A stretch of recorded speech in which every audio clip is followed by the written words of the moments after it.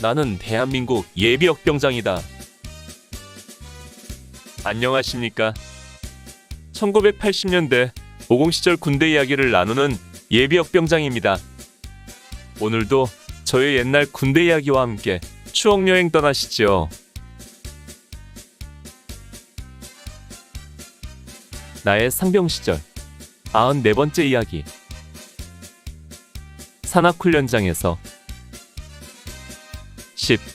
훈련과 교육 첫 번째. 산악훈련장 생활은 앞서 이야기했듯이 단일 전술훈련이 아니라 복합적인 야전 생활이었습니다. 즉, 야전에 주둔하며 군인으로서 일상의 업무와 생활을 하는 것입니다. 그러기 때문에 다른 훈련처럼 대항군을 운용하거나 두 개의 부대가 쌍방으로 주야 공방을 하는 전술작전을 수행하는 등의 야전훈련을 하지 않았습니다. 그 대신 수색정찰과 매복 같은 대침투 작전과 도피 및 탈출 같은 특수전 교육, 그리고 참호구축 같은 실전에서 필요한 야전 축성 등을 배우고 실습하는 교육 일정이 계획되어 있었습니다. 그리고 화목 채취 작업과 대민 지원 모내기 같은 사역을 하는 등 자대에서와 같은 일상의 업무를 수행했습니다. 이 산악훈련은 다음 해인 1983년도에는 그 형식을 바꿔 상주훈련이라는 이름으로 아예 한 달 동안 강원도 양양의 오대산 줄기에서 수경하며 야전 생활을 하는 훈련으로 바뀌게 됩니다. 1982년 산악훈련장에서 가장 중요한 교육은 앞서 이야기한 태권도였습니다.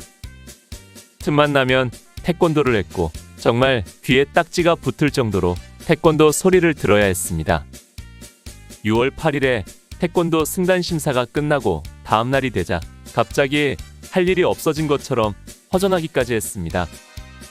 지겹게 들리던 태권도 교육 집합도 없었고 웅진분교장으로 학과 출장도 없었으니 말입니다.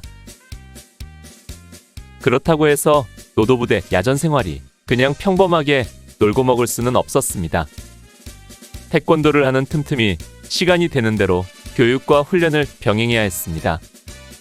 산악훈련장 도착 다음 날은 일요일로 정비를 하며 시원한 냇가에서 목욕과 이발 등 묵은 때를 벗겨냈고 저녁에는 소주회식으로 육격 훈련의 고단함을 풀 수 있었습니다.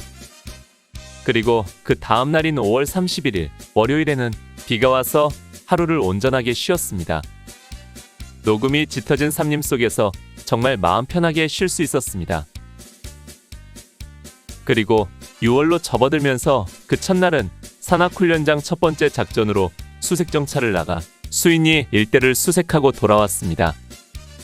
바로 동태를 들고 나갔다가 할아버지와 할머니 두 분이 사시는 집에서 고추장과 채소 등과 바꿔 먹은 날입니다.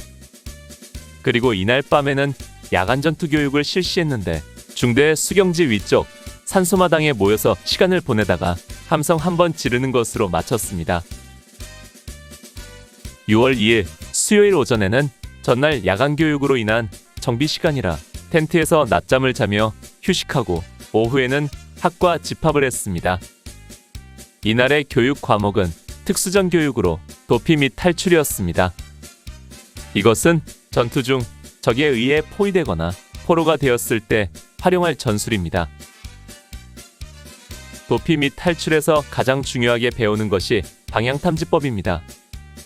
방향을 가늠하기 어려운 지역이나 캄캄한 야간, 그리고 수목이 울창한 산림지대 등에서 나침반이 없을 때 방향을 탐지하는 방법을 배우는 것입니다. 여기에는 지형지물을 이용한 방향탐지법, 나무와 별자리 등을 통한 방향탐지법 등이 있습니다. 그 밖에도 구조신호 보내는 법과 포로가 되었을 때 응답요령 등등을 먼저 이론으로 배웠습니다. 중대원이 수경지 위 산소마당에 모여서 중대장으로부터 이론 교육을 받은 다음 중대장은 위쪽 깊은 산중으로 들어가 실습을 하도록 했습니다. 그러나 사실 도피 및 탈출은 실습하기가 애매한 과목입니다. 시청각 교재를 이용한 교육이 더 효과적인 방법인데 야전에서는 활용할 시청각 교재가 전무한 상태였기 때문입니다. 따라서 깊은 산 속으로 들어가 실습하라는 이야기는 혹시라도 지적당하지 않도록 눈에 보이지 않는 곳으로 가서 시간을 보내다 오라는 것이었습니다. 아무튼 우리는 중대장 지시에 따라 각 소대장의 지휘 아래 산능선을 따라 더 높은 곳으로 올라갔습니다. 그리고 우리가 실습할 장소로 지정된 산능선을 넘어 들어가는 순간 우리 눈앞에 펼쳐진 것은 야생 더덕밭이었습니다. 더덕향이 가득한 숲속에는 사방이 더덕천지였습니다. 우리는 누가 먼저랄 것도 없이 대검을 꺼내어 더덕을 캐기 시작했습니다. 캐면서 먹기도 하고 작은 것은 버리고 큰 것들만 모아서 탄입대와 방독면 주머니 그리고 모든 호주머니 등 넣을 수 있는 곳은 모두 쑤셔 넣었습니다. 나중에는 들고 다니기가 힘들 정도로 많이 캤습니다. 정말 많은 더덕을 캤습니다. 아마 내 군대 생활 중에 이날만큼 더덕을 많이 캔 적은 없을 것입니다. 캐면서 먹기도 많이 먹어서 입에서도 더덕 냄새가 풀풀 났습니다. 어떤 사람은 수십 년 묵은 더덕을 캤다는 소리가 들리기도 했습니다. 오래된 더덕은 속이 비는데 그곳에 고인 물을 마시면 산삼보다 더 좋다는 얘기들도 들려왔습니다. 그 말들이 사실인지 아닌지는 모르지만 큰 더덕을 많이 캔 것만은 사실이었습니다. 내가 캔 것 중에도 아이들 팔목 굵기만큼이나 될 정도로 굵은 것들이 많았습니다. 오후 4시가 되자 집합 명령이 들려왔고 우리들은 전리품들을 챙겨가지고 내려왔습니다.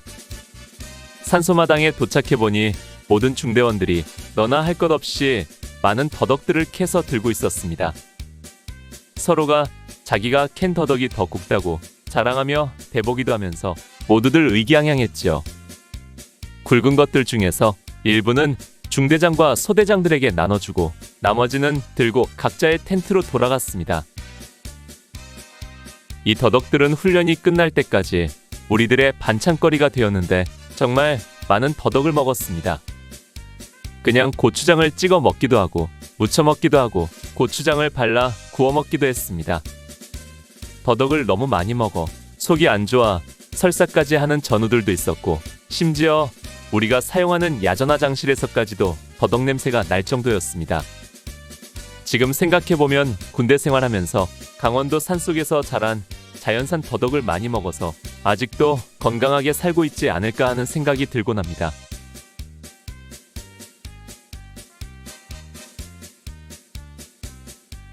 오늘 추억여행에 함께 해주셔서 감사합니다. 다음 이야기를 기대해주시고 구독과 좋아요 부탁드립니다. 항백